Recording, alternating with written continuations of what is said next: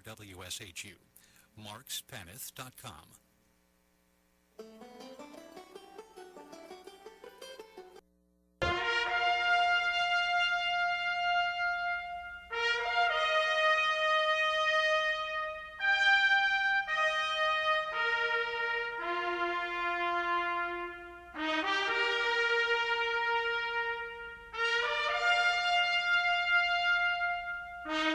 Welcome to another edition of Carnivore Radio. We are honored to have. I've got to turn up the volume on this. There you go. By the way, are you using? We have Chris Calandra in Studio B. Do you have studio headphones? I do. Yes. May God be with you. There you go. Anyway, another edition of Carnivore Radio, and we'll start off and we invite our listeners. It's a nice day today. There may be none, and I can't blame them. Could you? Cannot blame them at all. No, zero. But if you're around, give us a call at 860-685-7700, 685-7700, 685-7700. So, Chris, when you get as old as I am, you can look back at your life and look at your mistakes, and it could ruin your whole day, right? But then you look at other people's mistakes, and it just makes you feel just a little bit, a little bit better. You know what I mean? Sure. So I want to play you something that makes me, in my own little petty way, makes me feel just a little bit better. This comes down to this.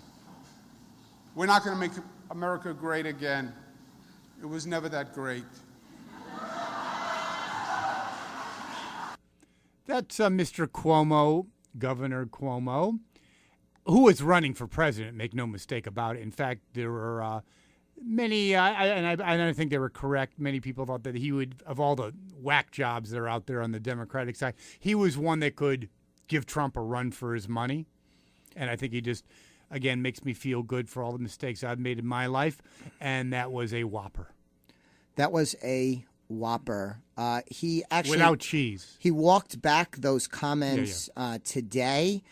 But the Huffington Post, if you go to Huffington Post, which is a more liberal news website. Well, even the audience, who was, I'm sure, not right-wing whack jobs, they were like, huh, what? Yeah. Yeah, I mean, you're talking to Democrats, you got to be far left. They were even aghast. The Huffington Post, though, says quivering Cuomo folds to Trump. So this is how Trump derangement syndrome works, is that Donald Trump has this slogan, "Make America Great Again," and somehow they want to make it into a terrible slogan. And then he says America was never great, which the vast majority of Americans would, I would say, unless you're against. In like Antifa. Yeah. I'd say you're pretty much, even if you think our best days are behind us, which is an argument that's worth discussing. What do you think? I'd say 80% of Americans think America was at least at one time great. Yes. What do you think? No, 80? No, what do you think? I think I would bet it even higher than it. I think most Americans would say that we're great, even though we're flawed, tremendously flawed. Well, exactly. But this self-loathing is really unhealthy. And when the governor of New York, a great state, a powerful state, populous state, talks like that, just who exactly does that help, or how does it help? I think, let's talk about him politically. I think he's finished. You can't, all you have to do is play that 15-second soundbite and you're done. Yes, I think. And you can't walk back. And by the way, walking back, if you do something really, really stupid, I really can't, nothing comes to mind. But you say something so outrageous to a friend, a spouse, a coworker, some things you just can't walk back. You can't walk back. And then he can't win because he did try and walk it back. And then how did he walk it back? I don't know. Let me see his comments. But he can't. I'm going to look it up. But the Huffington Post is saying that he gave in to Trump. How does it have anything to do with Trump? How did he give in to Trump? People have been talking about the greatness of America for like the years. Entire existence of this nation.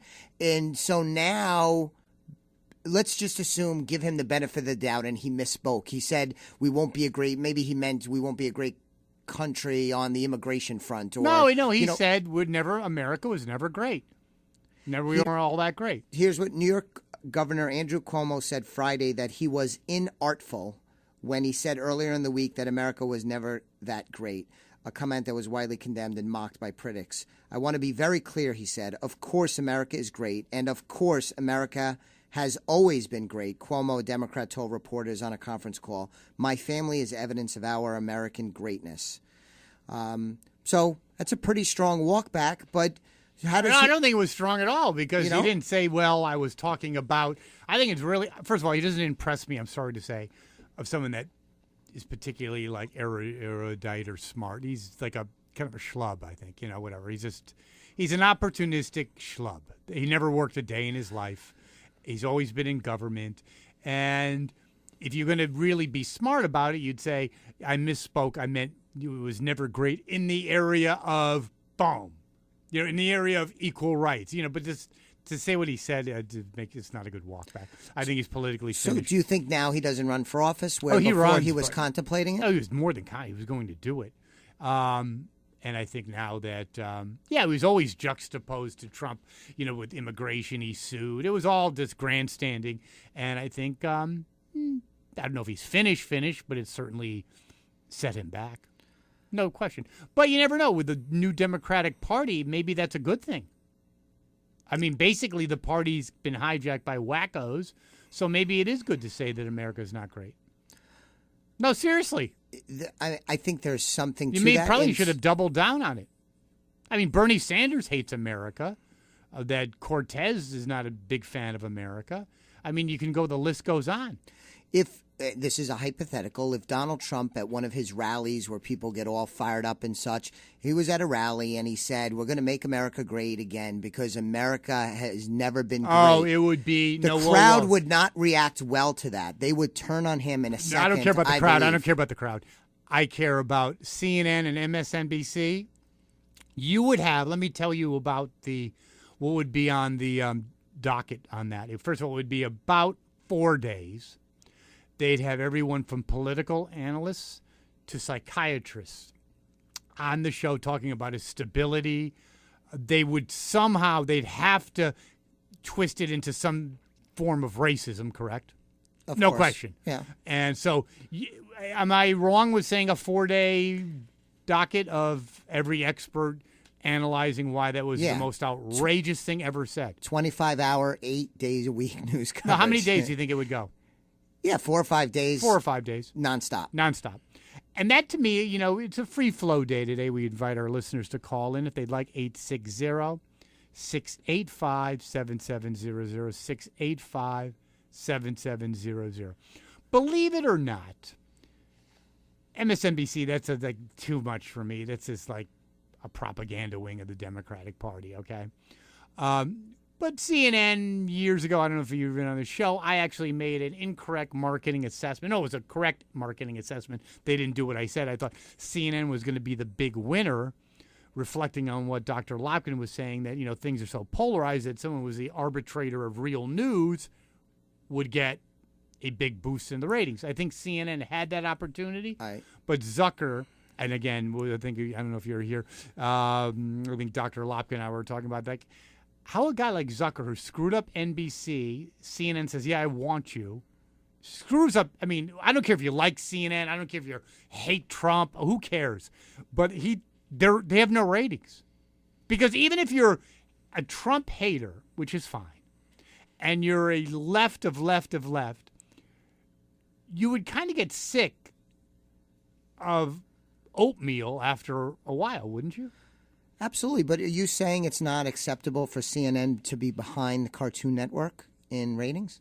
I think if I was a shareholder, I think that would be a problem. Yeah, I think it's just amazing. And it really was like I was aghast because I didn't really know how bad it was. Like they're like some of their shows are like less than 1 million people. Yeah. No, I mean like I like this show network because I grew up in the 70s called Me TV. I bet Me TV, which is just a little network, I don't know, it might have close to 1 million viewers. No, seriously, it could. Yeah, I believe it. Maybe.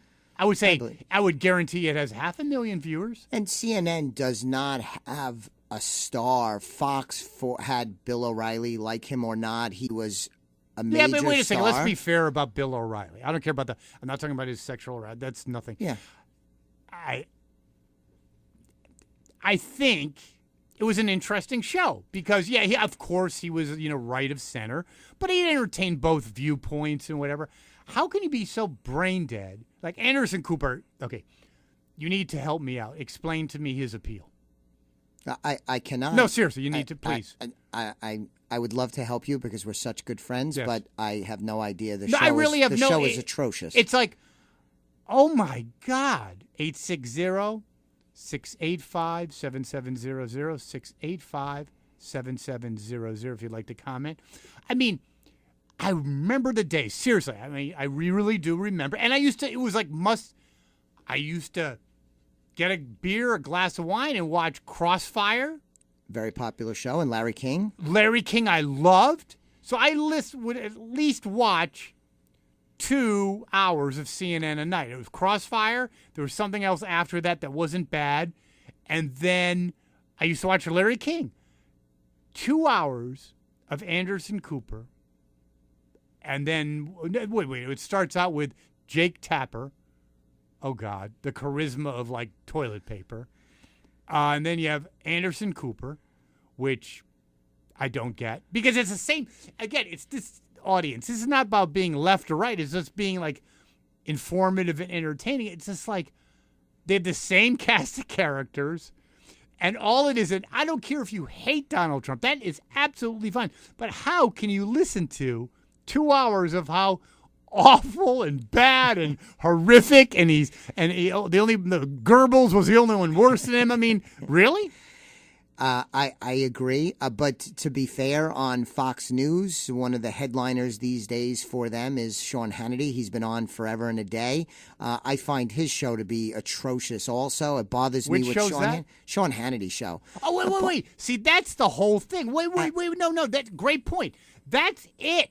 Because it's not like I'm just, need red meat and I'm, this big right-wing whack job, It's Sean Hannity sucks. It's just, it's like MSNBC, only the right's version of it. I joke with people all the time, like I aspire to take over Sean Hannity and I want his slot on Fox News because I know I could do a better job. And you know something? Sorry. Remember that whole thing that Obama said, like, you didn't make it, and Warren said? Sometimes they're right. Sometimes God just shine. He was a schlub that just filled in for Rush. Like Rush probably just said, okay, yeah, whatever. He didn't care. And the guy's not the brightest bulb in the Christmas tree. He's not exactly like an intellectual juggernaut that's going to dig deeper and tell you nuances of things. It's like, and that's why, that's my whole point. I don't get the whole thing with MSNBC and CNN. I mean, I'm right of center, yes, but I can't listen to like an hour of President Trump, the greatest guy in the world. It's like, oh my God. Let's see what our caller has to say. Caller, are you there? Yes, I am. What say you? Hi, my name's Abraham. Go ahead, Abraham. I think that there's a difference between like political science and science in general, which is much greater. Yeah. The political science is really just a small. Well, it's a soft subject, kernel yes. Of information compared to the general science, which applies to all the different Yes. fields and things. And so we spend too much time focusing, I think, on the political because they. Let me ask you a that's where question. money comes from, but Abraham, it's do you not where money watch? What Money network science do you is. watch? Hello? What network do you watch? I like to watch variety. My mom. How tells about me, news networks? that she's 100% pro-life, and she wants people to be pro-life. I like to listen to everybody's opinion. Okay. Do you As like? many shows as I can. Okay, good. What do you think of our? Let's close on this. What our current political, let's just say, media landscape? Do you think it's becoming basically less neutral, or do you like that it's more of a activist based? There's a lot more neutrality in the world than people think, from particle physics to political. There's a lot more neutrality than there is on the extremes. That's good. Are you a big fan of Big Bang Theory? Well, I know that there's a priest. His name is, I believe his name is Spitzer, Dr. Spitzer. He's a priest, and he studies cosmology. Nice. I used to be, I know someone who I dated a cosmologist. She was pretty good. She did a cool. great number. I thank you for the call. All right, thank you. Thank Have you. a great... Well, yes. Thank you, Abraham. Yeah. I was going to ask him what his thoughts would be in terms of Cuomo's comments. Thank it would God be you wonderful if some callers would give us their views on. Yeah, let's Cuomo's... have callers about Cuomo's comments. Do you think it buried him in terms of being politically viable? 860-685-7700, 685-7700.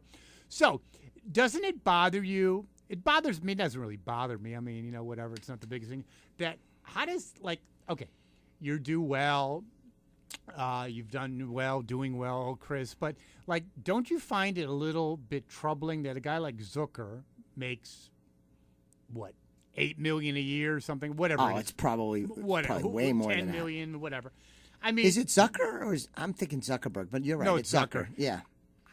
Screwed up NBC primetime, screwed up NBC news, and then, Chris, you could run your company, okay? Show up, kind of dial in for a couple hours on a conference call, and do a better job. Doesn't that trouble you? He ran CNN into the ground. I mean, ran it into the ground. I mean, 1 million. Do you know how small 1 million viewers are for a? I mean, CNN used to be the star of cable broadcasting. ESPN and CNN were the two bellwethers. Yes. And 1 million viewers. And then you're talking about airports and gyms, by the way. Do you know that? That's got to amount for a big percentage of their market share. So it kind of cracks me up when you see Anderson Cooper prognosticating about all this stuff, right? And when you really think about it, he's talking to almost no one. Seems like it. And I like your idea about staking out the vast middle of the country in terms of somewhat apolitical, might lean left, might lean right, but they're looking for some straight line, tell it like it is news. And CNN could have grabbed that land. They blew that opportunity. MSNBC does fairly well. They're like a second place finisher to Fox. So you wouldn't abandon that, correct, Chris? No, that's good. Yeah, they got a good position, but CNN and MSNBC are slugging it out on the left. Yeah, and if you're going to be left, go real left and go MSNBC. Don't go to CNN. Yeah. So, yeah, I think it's just hysterical. And did you actually used to watch CNN in its heyday? Yeah, like you mentioned, the shows you mentioned. I mean, Larry King his show was legendary, and it was non-political, but he was a tremendous draw. Why? Okay, no, it's not rocket science. I think he got replaced by that English guy. He wasn't all that good. Piers Morgan. Yeah, I think Howard Stern would be the home run. No, Howard Stern's a great interviewer. That is. So I'm thinking about this at WESU. Don't you think Zucker? I mean, pay him the $1 million, and he's a great interviewer. I'm not talking about shock jock crap. I mean, he's a really good interviewer. He's a great interviewer. And do something. God, the guy, think out of the box. I mean, the world does not need is another hour of Anderson Cooper. We're good. Thank you very much. We're good. It's okay. So Piers Morgan, do you know how he was introduced to the American culture scene? I don't. He was on The Apprentice. He won The Apprentice with Donald Trump. There you go. Does he like Donald Trump yet? I see a lot of his writings on the Daily Mail, which is the UK paper, and I've seen some of the stuff he's written that is very favorable to Donald Trump and other stuff that is not favorable. He's very, for example, anti-gun and is for firearms control.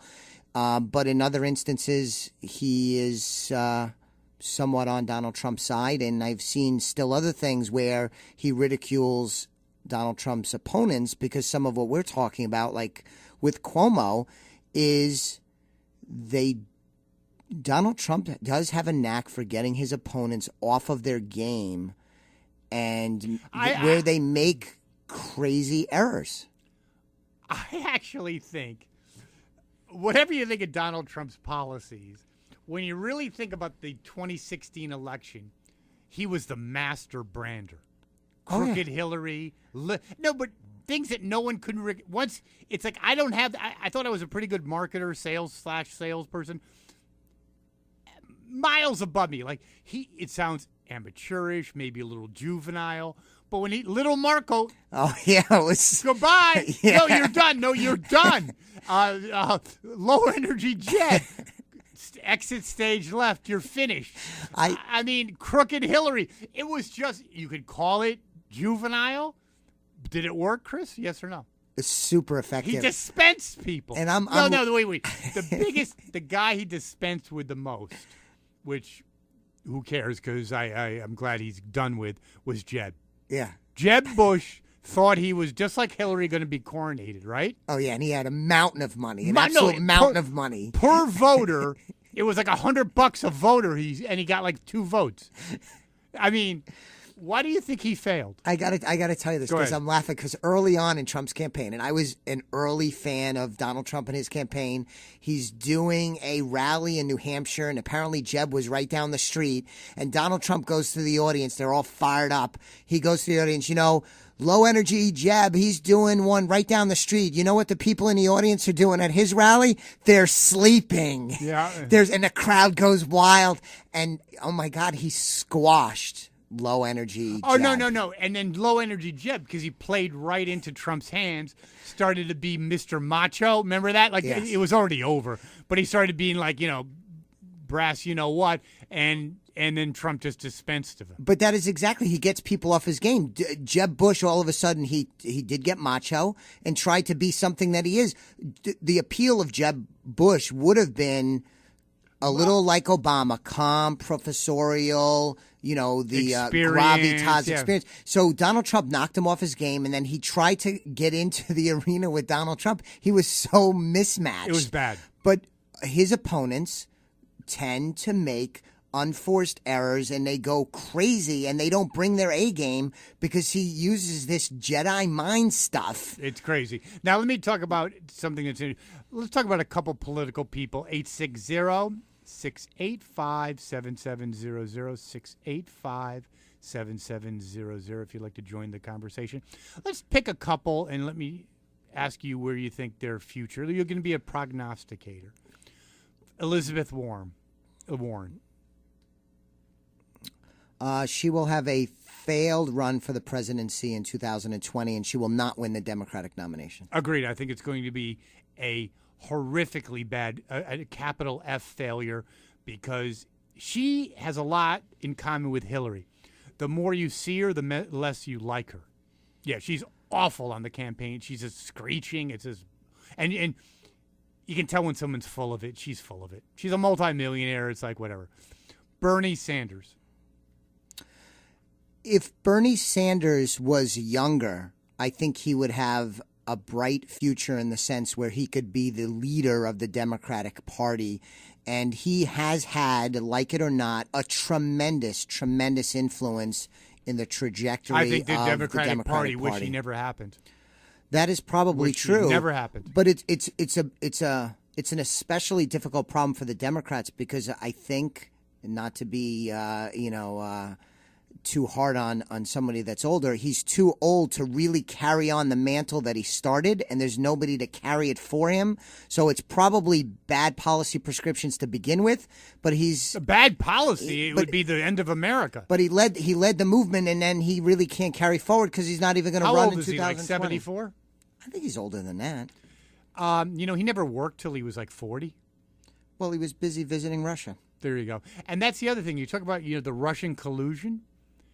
That's actually treason. That was during the height of the Cold War. The guy's got no scruples. I'm really not a big fan of Bernie Sanders. He's let's just leave it at that. I'm not going to get into anymore. He embraces that Cortez woman that I have some problems with. We'll just leave it at that. How old is he? He was born in September 1941, so he'll be 77. Now? Yeah. Oh my God, forget He's about it. 77 in a few weeks. So in 2020, he's going to be 79. I don't think he can run again. No, he's done. And I also think the economy, I don't know. I really believe in sociology. I believe the millennials grew up under the Great Recession. Sure. They grew up under Occupy Wall Street. Their parents, many of them, lost their jobs, never recovered. They're great harvest. They're great potential for socialism. They like they're people that are already willing and able to embrace it. I think the generation Lopkin actually said this, that his kids, which are younger than the millennials, are socially liberal but fiscally conservative. There is a lot of that, and I agree with you. My main premise on this subject is that we went through, from 2000 through 2016, 2 presidents that are bad presidents, weak presidents, unsuccessful presidency. George W. Bush, you'd have to look back and say was a failed presidency, especially how it ended on the economic front and the fiasco of the Iraq War. And I think President Obama, it's the same thing. Let me explore Obama. No, I need to explore Obama further. To try to be a little nonpartisan, evaluate his presidency. Because I have my own views, I'll share with you after you're done. His presidency himself turns out not to be impactful, and it was a presidency of unfulfilled promise. I think it was a presidency of illusion. It was a marketing presidency. One thing about Obama, he is an amazing salesperson. I see him sometimes at even like a rally or whatever he does, the way he jumps off, like even getting off of Air Force One, he, basically emphasizing his youth. Sure. That he's relatively in shape, whatever, just vibrancy, okay? Mm-hmm. As far as delivering, he really didn't deliver much, did he?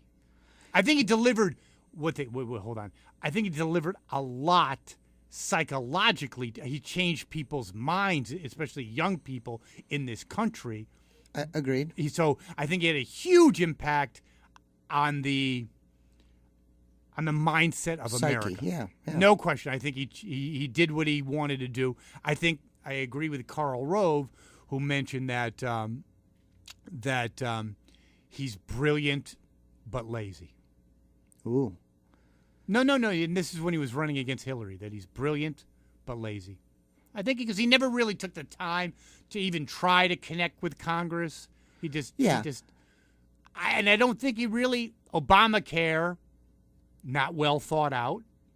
Again, could have had promise, right? Could have been okay. He didn't really take the time to say, how do we maybe put a quasi-government / corporate program together, independent, from the private and public sector. I don't think he really cared about details. Mm-hmm. What do you think? I think that's fair. And I think his inexperience as an executive, whether it was a governor or a CEO or a general or an admiral, something like that, I think that really hurt his ability to execute as the president and not just be someone to point out things that he didn't like and would want to change. So I believe that, like any president, I think he has a huge ego. I think Trump gets in his crawl. Oh yeah, because they're both egomaniacs, but they project it differently, so differently. But I think Obama sees his castles, his sand castles, going out to sea. Yes. Do you believe that? Yes. I think it bothers him no end. And I think Obama probably considers Donald Trump significantly beneath him intellectually. Well beneath him. In fact, it was really funny that, and troubling, by the way, when Hillary lost, they didn't say, we screwed up, she screwed up, whatever. He goes, maybe the country, basically he blamed America that we weren't smart enough and ready for his brilliance. Yes. No, it's true. Mm-hmm. So I thought that. Now, what do you think of George W.? I think intellectually pretty stupid. I'm just being honest with you. I'm really serious. I think he's not a bright man. He's not inquisitive. He's not visionary at all. Do you think his legacy bothers him? No. I agree. I think it pains him because I did hear a story that he did take control, and you could say the last part of Bush's administration was, especially in Iraq, his Iraq policy. Once he took control, started working out more. He did actually take control With at the the surge, end, and everything else. I think he gets blamed for the recession more than he should. I do. Yeah. But, it's under his watch. He gets to respond. I mean, it is what it is. But it's a funny conversation with the presidents. You take the last couple of presidents, Clinton, Bush, Obama, and Donald Trump. George W. Bush is the least egomaniac out of the four. Yes, he's a lot more subdued. I think it's really funny. All three of these legacies, I'm sorry to say, maybe with the bright light of Donald Trump, you look at Clinton. I voted for him. You look at his legacy, letting China. That was really George H. I think in the World Trade Organization. Mm-hmm. His NAFTA deals, his dealings with terrorism, his dealing with North Korea. His legacy's not what it was 10 years ago. No. I agree. No? But he will always be remembered as presiding over a strong, healthy U.S. economy. Which he inherited. And I think... Which he inherited.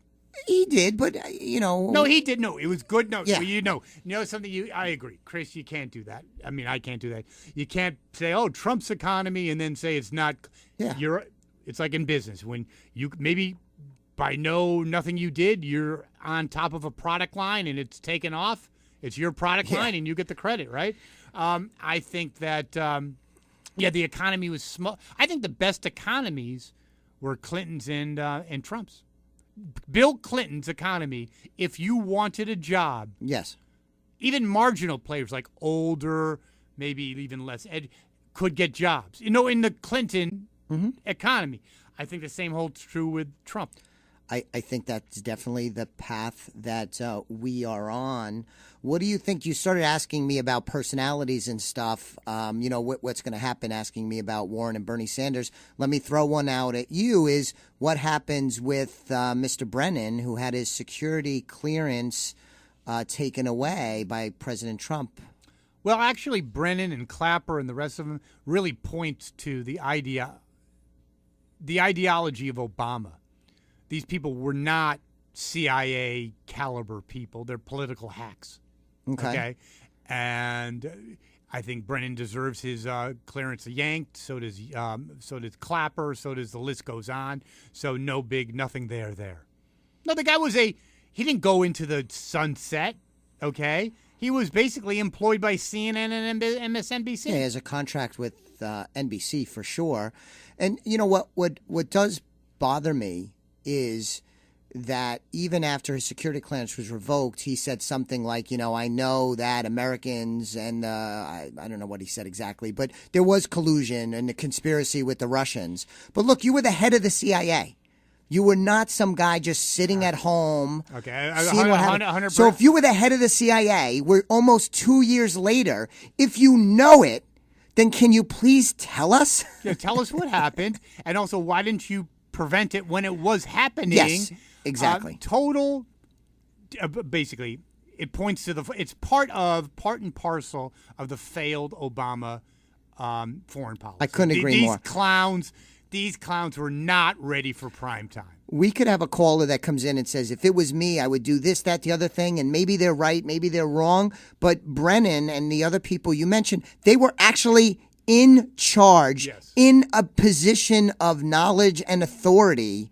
And during the worst, I have to say, the only presidency you could maybe draw a parallel would be Jimmy Carter's, okay, in terms of failed foreign policy. That's one of the big faux pas and detrimental aspects of Jimmy Carter's administration, who, by the way, I saw a show on, was really a lot more conservative than you think, at least fiscally. But anyway, the big guy that torpedoed his administration was Kennedy, but that's another show. So you have basically the you in my lifetime. You have Carter and Obama. Would you agree? And I have to say George W. failed foreign policies. And I'd have to say, to be fair, George W.'s were monumental failures. I mean, I'm sorry, and I got wrapped up in it. He should have, in retrospect, gone after Obama by any bin Laden by any means possible in Afghanistan. And if you're going to be brass, you know what? He should have gone after Iran. Sorry, that's just how it is. It was not Iraq that was really our enemy, and it's amazing how you can fool the American people. The weapons, if weapons of mass destruction is the bar that you're using, yes, then you should invade Philadelphia. No, seriously. I got swept up into it. I'm not going to say, I wasn't, but in retrospect, it was a gross miscarriage of any kind of diplomacy or any kind of policy. So doubling back to Brennan, I need you to help me with something, because one of the many things that he is saying, and many people that are in opposition to this act of taking away his clearance, is that this is a violation of his First Amendment rights. No, freedom of speech. So because I have a hard time. If you work for a company, and okay, Mr. Calandra, you did a really great job over the last 5 years. You don't keep the keys.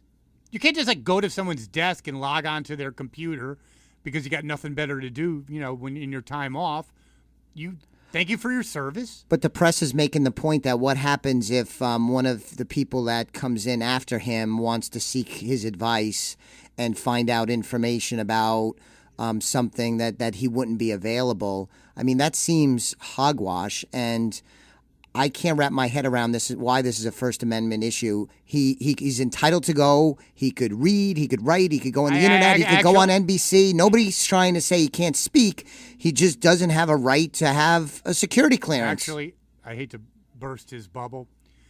I will have to say that this is really going to be tough for Clapper and Brennan. Not a lot of people are going to be asking their foreign policy advice. I mean, I know that's a wild concept, but I believe that probably is. We could get by without it? Yeah, I think it's true. I true. think so, too. We have a caller. Caller, are you there? Yes, I'm there. John Brennan, his security clearance. Yeah. All they did by taking it away was take away his meal ticket, because that was making him very... That's good. Whoa. Great call. That's exactly it. That gave him the whole platform to be on CNN and MSNBC, and that's what they do with the senior levels, because now they become part of the DC swamp because they still have their security clearance, so they get paid premium dollars for their knowledge. No question. They can go to lobbying firms. And what do you think of my previous point? Maybe you were recalling that when you work for a corporation, even a school, whatever it is, when you leave, you turn in your keys. What do you mean? I got one even better for you. I'm Go an ahead. information security specialist. The first thing upon separation of any employee, whether for misuse or retirement, you revoke all access to prevent theft. Of course, yes, absolutely. Data. When I work in a corporation, Sherman J, whatever, blah blah blah. Guess what? You're deleted from the system. So caller, this is Chris. Thank you for joining us today. So when you do that, do you have any concerns about that person's First Amendment rights when you revoke their First of all, entitlement? Still has a mouth. He can still speak it. The only thing he lost was his meal ticket. I agree with that. And Chris had a good point. And I have to say one other thing. I follow a lot of different things. I just don't believe one media or the other. But when you start reading in between the lines, I got a funny feeling if the first 22 pages of the FISA warrant is unredacted, not redacted, I think we'll find out that Brennan, Clapper, and some other ones actually turned the government into a there's no question about it. And I think Obama weaponized the IRS and our law enforcement / CIA departments. Well, look at Bruce Orr. Absolutely. After they fired Steele from the FBI, Bruce Orr stepped in, become the middleman between him and his wife, Fusion GPS, and Steele. They were still exchanging information well after he got fired and well after Trump got elected. So let's get everybody on the same page. Bruce Orr was the number 4 person at the FBI, I believe. And his wife... I think it was DOJ, but that's right. DOJ, thank you. And then his wife worked for Fusion, the company that was instrumental in creating the Steele dossier. And so even after the FBI officially cut ties with Steele, Orr and his wife had a back channel of giving information to the governmental authorities, creating this whole Russia question. Is that right? And I'm going to go one step further and say maybe the collusion's not on Trump's side. Oh, no, it was the DNC. Who paid the law firm to pay Fusion GPS? Clinton campaign? Yeah, but I don't understand one thing. How does this perpetuate this whole Mueller investigation? I mean, if you want to... He's a fixer. What? He's a fixer. He's the fixer, He yes. is protecting people that were in the government. He's the fixer. Think about it. When He's you go the fixer. back, one of the Russian oligarchs, they were trying to get to use to get to Trump. Well, back in 2007, Mueller had a deal with him trying to get somebody out of the country. Okay, let me ask you a question. What happens what do you think is going to happen with the Mueller investigation? Personally, I think it should be ended. No. What do you think is going to happen, though? I don't know. If people are able under the Freedom of Information Act, or if Trump takes away the redaction and says, I want this released, and pulls that off, I think Mueller is going to go down the tubes. I don't know. I really, Chris, what do you think? I agree with his first statement. I don't know. It's hard to tell. But what will be interesting, Jeff, is the first battle in court is taking place right now. We're waiting for the jury in Paul Manafort's first trial. Oh, wait. Good point. Chris has a good caller. What do you think of this? I think if Paul Manafort gets a not guilty, huge blow to Mueller. Huge. And to the whole investigation. It would be monumental. I think Mueller is grasping at straws now. He needs to produce. See, these independent counsels, they're not about finding they're about succeeding. Like, their mission is to find something, not to exonerate. And I think Go back and look in the history of the members of Mueller's team. Some of them have actually been admonished by the court for some of the activities they did to get convictions. And he brought those same team members in to bring into this. Well, this was never about finding the truth. This was really to fix a problem so that people did not know how dirty things are. I think Trump's biggest mistake as president was appointing his attorney general. A total disaster. Yeah, well, Jeff Sessions is kind of agree with dumber you, than rocks. Stuck with it right now. Oh, he's got nothing to do. But my God, he's unprotected, and what a moron! You don't tell him you're going to recluse yourself. The guy's a moron. One question before we let you go. Great call. What do you think of the Omarosa thing? Do you think that's got legs?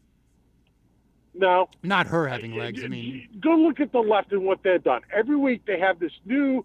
Oh, it's the end of the world. Oh, no. I like this guy. It's controversy de jour. It was the porn star. It was the Playboy bunny, and now then it was Cone. Yes. And look at Stormy. Now she's got $1 million movie contract. She's happy. She's all done. Exactly. What a great caller. Great call. Thank you very much. Awesome. You're welcome. Have a great day. Yep. That was a great call. I think he's right. Let's just focus in on one thing, Chris, first. 860, if you want to join the conversation, 860-685-7700, 685-7700. I think this Omarosa thing is actually good for Trump. If there's, okay, we'll talk about one more thing at a time. If there is an N-word tape, that's a real huge problem. That would be an enormous problem. But I think it's an advantage for Trump if there is no N-word because, again, it allows the press to go down another dead-end rabbit hole. Yes, because they get, like you said, they get exercised, and the caller said, they get exercised about all of these things that's going to bring down Donald Trump. Remember, they talked about obstruction of justice. You don't hear about that anymore. They talked about collusion. They don't use that word anymore. Then it was Stormy Daniels, and now it's the Omarosa. I would submit to you, if there was a tape of him using the N-word, and personally I would be shocked if there was, I think it would have come out already. What would Omarosa be holding it back for? Her tape with who's the chief of staff again? Kelly. John Kelly. That's boilerplate when you get fired. Yeah. There's nothing. Well, there's no there what there. What did it say? We having a party for you with little candles and a little clown? Yes. Ridiculous. Let's see what our caller has to say. Caller, are you there? Yes. Go ahead. What's up? I would just like to say that you guys are too biased, man. You guys are all Republicans. If I turn my radio on, listen to how you speak, you're totally all. That's Republicans. good. We need more. Right of center. Well, all we have is Democratic operatives out there. You should have a Democrat and you should have an independent. Good, you're on the air. So tell us. No, you're on the air, and it's a perfect opportunity. Your guys show is real biased. Okay, good. Well, you're on. So now it's your chance to clear the air. If you look at Obama, Obama went through 8 years with his hands tied behind his back. True. No, hold on. I give you that. You're actually right. Right. But the way when you talk it's just like all the other Republicans. When you talk, you don't explain that. You just act like, Obama didn't do this, he didn't do that. He couldn't even do anything. Everybody had him locked down. Well, I think his economic policy, especially the recovery, was a disaster. Squandered billions of dollars. His foreign policy was awful. Awful. The Iran deal was ridiculous. Some people say that, some people don't. Well, I say it. I'm not saying I'm right. It's my opinion. You got to have a rounded panel. You can't just have everybody on the panel talking from the same point of view. Well, you're on. So that's just like anything in the world. If you want to really solve a problem, you have to get people from different angles, and then you come up with a solution. We usually have many people from many angles, and you're on the show now. So tell us about please tell. People in control where you are to have people right there with you, not people. You're on the air. It's the same thing. I think you're crying about nothing. Tell us about the great job Obama did. You guys are just biased. You've said that already. Please tell us some views you have on either what's going on now or what happened in the past with Obama. Donald Trump is not doing that great a job. If Donald Trump was a black guy, he would have been fired already for all he did. And you guys are not trying to say Stormy Daniels is like such a bad person. The president of the United States had an affair. No, he wasn't president. With a porn star. He had Playboy bunnies. He accused people. He attacks women. He grabs women by the crotch. He just kisses women off without any permission. Okay, so how about President Clinton? Do you think he gets? Do you think that's okay? What he did? President Clinton did bad too, but I'm saying if you got a bad PresidentLinton, you got a bad Donald Trump. They're both bad. So I think as a